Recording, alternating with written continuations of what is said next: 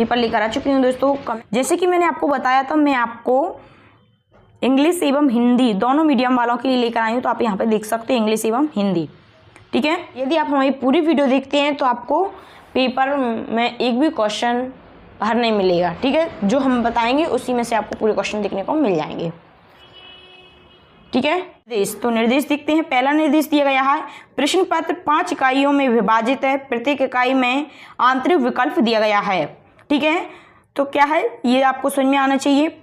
प्रश्न पत्र 5 इकाइयों में विभाजित है, यानी कि प्रत्येक सब्जेक्ट में 5 यूनिट रहेंगी, ठीक है। जैसे कि ये इंटरनेट एंड ई कॉमर्स है तो इसमें आपकी 5 यूनिट रहेंगी, ठीक है।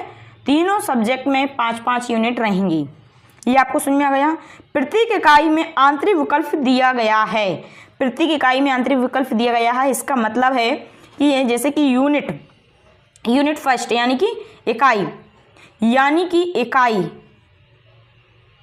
यूनिट या इकाई, ठीक है। यूनिट फर्स्ट में दिया गया है, यूनिट इकाई 1 में दिया गया है जैसे कि, ठीक है।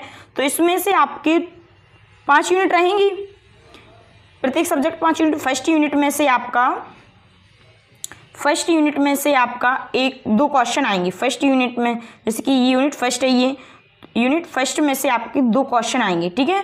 2 क्वेश्चन आएंगे, उसमें आंतरिक विकल्प रहेगा, यानी कि 2 क्वेश्चन रहेंगे, मतलब एक क्वेश्चन रहेगा, इसके अधवा में एक और क्वेश्चन रहेगा, ठीक है। अधवा में क्वेश्चन रहेंगे तो इसमें से आपको कोई एक करना होगा, ठीक है। प्रत्येक यूनिट में से 2 क्वेश्चन आएंगे, उसमें से आपको एक करना होगा, आंतरिक विकल्प रहेगा यानी कि अधवा में रहेगा, ठीक है। निर्देश है, प्रत्येक इकाई में एक प्रश्न का उत्तर दीजिए, प्रत्येक इकाई में एक प्रश्न का उत्तर दीजिए। इस प्रकार कुल 5 प्रश्नों के उत्तर दीजिए, ठीक है। जैसे कि इसका मतलब है, ये लाइन दी है, इसका मतलब है प्रत्येक यूनिट रहती हैं आपकी 5 यूनिट रहेंगी आपकी 5, ठीक है। प्रत्येक यूनिट में से यानी कि एक के अधवा में एक क्वेश्चन रहेगा, टोटल क्वेश्चन रहेंगे आपके 10, ठीक है। 5 इकाई में से 10 क्वेश्चन रहेंगे, यानी कि प्रत्येक इकाई में से 2-2 क्वेश्चन। तो आपको ओनली 5 क्वेश्चन करना है, यानी कि एक के अधवा में एक रहेगा तो ओनली उसमें आपको 5 करना, प्रत्येक यूनिट में से करना अनिवार्य है। प्रत्येक यूनिट में से एक क्वेश्चन करना है। और मैं आपको आगे बताने वाली हूँ पेपर का पैटर्न किस प्रकार रहेगा, कैसा पेपर आएगा, तो आप वीडियो को ध्यान से देखिएगा दोस्तों, ठीक है। अगला निर्देश दिया गया है, सभी प्रश्नों के लिए समान अंक नियत हैं, यानी कि 5 प्रश्न रहेंगे तो आपके सभी प्रश्न समान अंक के हैं। एक क्वेश्चन रहेगा आपका 16 नंबर का, टोटल पेपर रहेगा आपका 80 नंबर का, तो प्रत्येक क्वेश्चन 16 नंबर का रहेगा। तो इसी प्रकार आपके 5 क्वेश्चन 80 नंबर के हो जाएंगे, ठीक है। 5 क्वेश्चन आपके 80 नंबर के हो जाएंगे, 5 क्वेश्चन आपके 80 नंबर के हो जाएंगे, ठीक है। 5 क्वेश्चन आपके 80 नंबर के हो जाएंगे, ठीक है। तो इसमें आपका पासिंग मार्क्स 32 रहेगा, तो आप ध्यान से देखिएगा। और दोस्तों मैंने आपको यूनिट वाइज इंपोर्टेंट क्वेश्चन डाल दिए हैं, यदि आपने वो नहीं किए तो उनको भी आप जरूर कर लीजिएगा। यूनिट वाइज डाल दिए हैं दोस्तों 5 यूनिट के, ठीक है। उनमें से एक भी क्वेश्चन बाहर नहीं जाएगा आपका, 100% आपको जो क्वेश्चन मैंने बताए उनमें से ही देखने को मिल जाएंगे, ठीक है। ऑल सब्जेक्ट की डाले हैं मैंने और उनके नोट्स भी डाले हैं। यदि आपको विश्वास नहीं हो रहा कि हमने बताई तो उनमें से आ रहे हैं या नहीं आ रहे, तो आप पिछली वीडियो उठाकर देख सकते हो हमारी, जैसे कि पिछली वीडियो पेपर हुए थे तो उनमें मैंने आपको इम्पोर्टेंट क्वेश्चन बताए थे। उन क्वेश्चन को आप पेपर में मिला सकते हो कि उनमें से एक भी क्वेश्चन बाहर गया है या नहीं गया, ठीक है। अगला निर्देश दिया गया है, जहाँ आवश्यकता हो वहाँ उपयुक्त डाटा माना जा सकता है, ठीक है। जहाँ आवश्यकता हो वहाँ उपयुक्त डाटा माना जा सकता है। और अगला है, अनुवाद में विसंगति होने पर अंग्रेजी स्वरूप को सही माना जाएगा, अनुवाद में विसंगति होने पर अंग्रेजी स्वरूप को सही माना जाएगा, ठीक है। तो इन बातों को आपको ध्यान में रखना है। अगला दिया गया है, प्रश्न पत्र में परीक्षार्थी निर्धारित स्थान पर अपना रोल नंबर अंकित करें। जैसे कि आपकी कॉपी रहेगी, उसमें जहाँ पर रोल नंबर पूछा गया वहाँ पर आपको रोल नंबर लिखना है, निर्धारित जगह पर जहाँ पर पूछा गया वहीं पर लिखना है, ठीक है। रोल नंबर भरने में बहुत सारे स्टूडेंट्स गलती कर देते हैं, आपको ऐसी गलती नहीं करना है, तो आपको ये विशेष ध्यान रखना है। जैसे कि इंग्लिश मीडियम वालों के लिए भी ये निर्देश दिए हैं इंस्ट्रक्शंस। आप तो आप यहाँ पे देख सकते हो, मैंने आपको वहाँ के समझा दिए हैं, तो वही के वही ये हैं। तो यदि आप इंग्लिश मीडियम से हैं तो आप इनको भी देख लीजिएगा, सेम है। चलो स्टार्ट करते हैं अब आपकी यूनिट वाइज, ठीक है। तो चलो स्टार्ट करते हैं दोस्तों जल्दी से यूनिट वाइज। ये फर्स्ट यूनिट है। पहला क्वेश्चन दिया गया है URL पोर्टल ईमेल को परिभाषित करें, ठीक है। तो इंग्लिश मीडियम वालों के लिए दिया गया है डिफाइन URL पोर्टल्स ईमेल। तो आप हिंदी मीडियम से हैं तो आप ये हिंदी मीडियम को सॉल्व करें, इंग्लिश मीडियम से हैं तो आप इंग्लिश मीडियम को सॉल्व करें, ठीक है। तो ये क्वेश्चन आपको मैंने भी आपको ये क्वेश्चन करवाया है इम्पोर्टेंट क्वेश्चन में, ठीक है। तो आप देखते जाइएगा, मैंने बताया उसमें से ही आपको 100%, मैं आपको ये बोल रही हूँ 100%, ठीक है, उसमें से ही देखने को मिलेंगे। क्योंकि पिछली बार पेपर हुए थे तो मैंने आपको इम्पोर्टेंट क्वेश्चन करवाए थे, बहुत सारे स्टूडेंट्स के कमेंट आए थे कि मैम हमारे लिए आपकी वीडियो बहुत हेल्पफुल रही थी और जो क्वेश्चन आपने बताए थे वही क्वेश्चन आए थे।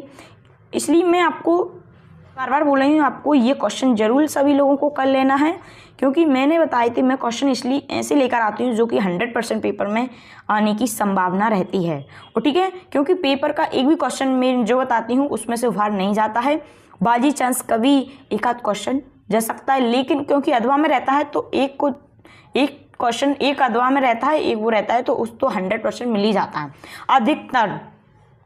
अधिकतर दोनों क्वेश्चन यानी कि 10 के 10 क्वेश्चन मैं बताती हूँ उन्हीं में से ही आ जाते हैं। पेपर वैसे कभी टफ नहीं आते, वो तो यह निर्भर करता है, जो स्टूडेंट्स की अच्छी तैयारी हो जाती है उसको पेपर सरल लगता है, जिसकी तैयारी नहीं होती उसको टफ लगता है।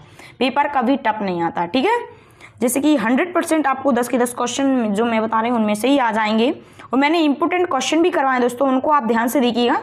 इसमें तो मैं आपको पैटर्न के लिए लेकर आई हूँ, पैटर्न किस प्रकार रहेगा, ठीक है। तो वीडियो को अंत तक बनी रहेगा, इसी प्रकार आपका पेपर आएगा। इसलिए ये और इम्पोर्टेंट क्वेश्चन करवाएं उनको आप कर लीजिएगा, ठीक है। नहीं आप बोलो तो आप ये क्वेश्चन कर लो और फिर बोलो कि मैंने पूरा नहीं किया, तो उसको आपको करना होगा इम्पोर्टेंट क्वेश्चन। उसकी लिंक आपको डिस्क्रिप्शन में मिल जाएगी, ठीक है। और ठीक है, यदि कभी कभार ऐसा हो जाए कि पेपर थोड़ा वैसा आ गया है, क्वेश्चन थोड़े बाहर से आ गए हैं, वैसे तो नहीं आएगा, 10 में से 9 क्वेश्चन आ सकते हैं, एक क्वेश्चन हो सकता है बाहर, क्योंकि नहीं फिर भी वो भी 10 के 10 मेरे क्वेश्चन में से मिल जाएंगे। अधवा वाला आ जाए, यदि ये नहीं आए तो अधवा वाला 100% आ जाएगा, और अधवा वाला नहीं आए तो ये वाला 100% आ जाएगा, ठीक है। आई होप आप सभी लोगों को अच्छे से समझ में आ गया होगा दोस्तों। यदि फिर भी आपका किसी प्रकार का डाउट रहता है तो आप कमेंट बॉक्स में कमेंट करके बता सकते हो, तो इसका आपका रिप्लाई जरूर किया जाएगा। ये क्वेश्चन दिया, इसके अधवा में क्वेश्चन दिया गया है, ये दोनों क्वेश्चन यूनिट फर्स्ट के ही हैं, ठीक है। ये दोनों क्वेश्चन यूनिट फर्स्ट के ही हैं, तो इसमें से आपको यानी 1 करना होता है। ये 16 नंबर का क्वेश्चन है दोस्तों, ठीक है, 16 नंबर का क्वेश्चन है।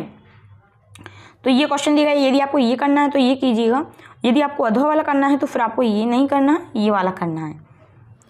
एक क्वेश्चन को दोस्तों आपको 8 पेज में लिखना है, ज़्यादा से ज़्यादा 8 पेज में, क्योंकि ये क्वेश्चन 16 नंबर का रहेगा और कम से कम 6 से 7 पेज में आपको लिखना अनिवार्य है, ठीक है। अधवा वाला क्वेश्चन दिया गया है, इंटरनेट की विकास की व्याख्या कीजिए और इसके फायदे और नुकसान को परिभाषित कीजिए, ठीक है।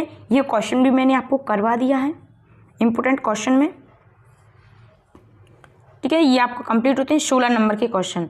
अब आती है आपकी यूनिट सेकंड, इसी प्रकार का पैटर्न रहेगा आपका पेपर का, तो इसको आप ध्यान से देखिएगा। अब आती है आपकी यूनिट थर्ड, पेपर का पैटर्न इसी प्रकार रहेगा दोस्तों। अगला क्वेश्चन है रिमोट लॉगिंग कंसेप्ट, टेलनेट और FTP को इसके उपयोग को परिभाषित करें, ठीक है। तो आपको दोनों मीडियम में दिया गया है, आप यहाँ पे देख सकते हो, इनको आप अच्छे से याद कर लीजिएगा, 100% आपको क्वेश्चन देखने को मिलेंगे, इसलिए आप इनको पढ़ लीजिएगा। अधवा वाला क्वेश्चन दिया, मैंने इंपोर्टेंट क्वेश्चन करवाए, ये सभी क्वेश्चन उसमें दिए हुए हैं दोस्तों, ठीक है। अधवा वाला क्वेश्चन दिया गया है सर्च इंजन को परिभाषित करें, वेब पोर्टल से कैसे भिन्न है, ठीक है। तो ये क्वेश्चन भी आपके लिए वेरी वेरी इंपॉर्टेंट क्वेश्चन है ये। अब आती है आपकी यूनिट थर्ड, क्वेश्चन नंबर 5 भी दिया गया है, उदाहरण के साथ HTML में हाइपर टेक्स्ट की अवधारणा को परिभाषित करें। ये क्वेश्चन मैंने आपको बहुत अच्छे से समझाया है दोस्तों, ठीक है। अधवा वाला क्वेश्चन दिया गया है, कैलकुलेटर डिज़ाइन करने के लिए HTML में एक प्रोग्राम लिखें, ठीक है। अब आती है आपकी यूनिट 4, तो यूनिट 4 आती है दोस्तों, क्वेश्चन नंबर 7 पे दिया गया है, इन्वेंट्स और दस्तावेज ऑब्जेक्ट मॉडल क्या है, इनको भी आपको अच्छे से पढ़कर जाना है दोस्तों। ये क्वेश्चन भी मैंने आपके लिए करवाए हैं, ठीक है। और यदि दोस्तों आपने अभी तक चैनल को सब्सक्राइब नहीं किया तो चैनल को सब्सक्राइब जरूर कर लीजिएगा, बेल आइकन को प्रेस कर लें ताकि आपको अगली वीडियो का नोटिफिकेशन भी मिल सके। यूनिट 4 का आधा वाला क्वेश्चन दिया गया है, फंक्शन और एरे क्या है उदाहरण सहित समझाइए। अब आती है आपकी यूनिट 5। तो इसमें आपका क्वेश्चन दिया गया है, ई कॉमर्स के विकास की व्याख्या करें और ई कॉमर्स में प्रमुख जोखिम क्या है, प्रमुख जोखिम क्या है। ये क्वेश्चन सभी क्वेश्चन मैंने आपको करवाए थे दोस्तों, ठीक है। यदि आपको विश्वास नहीं हो रहा है तो आप वीडियो की लिंक आपको डिस्क्रिप्शन में मिल जाएगी, आप भजा कर देख सकते हो। इसका दो वाला क्वेश्चन दिया गया है, संक्षिप्त में लिखें। 10वां क्वेश्चन है दोस्तों, संक्षिप्त में लिखें। कोई दो लिखना है आपको, इलेक्ट्रॉनिक भुगतान प्रणाली, ई शॉपिंग, स्मार्ट कार्ड, ठीक है, ये दिया गया है। और दोस्तों ये जैसे कि आप यहाँ पे देख सकते हो, इसमें ऐसा हालांकि ये कोई क्वेश्चन नहीं आया, फिर भी मैं आपको बता देती हूँ। ये ऐसी गलती बहुत सारे स्टूडेंट्स कर आते हैं। जैसे कि मान लो ये यूनिट 5 है, इसमें ये क्वेश्चन दिया गया है, तो इसमें ऐसे ये टिप्पणी दी गई है।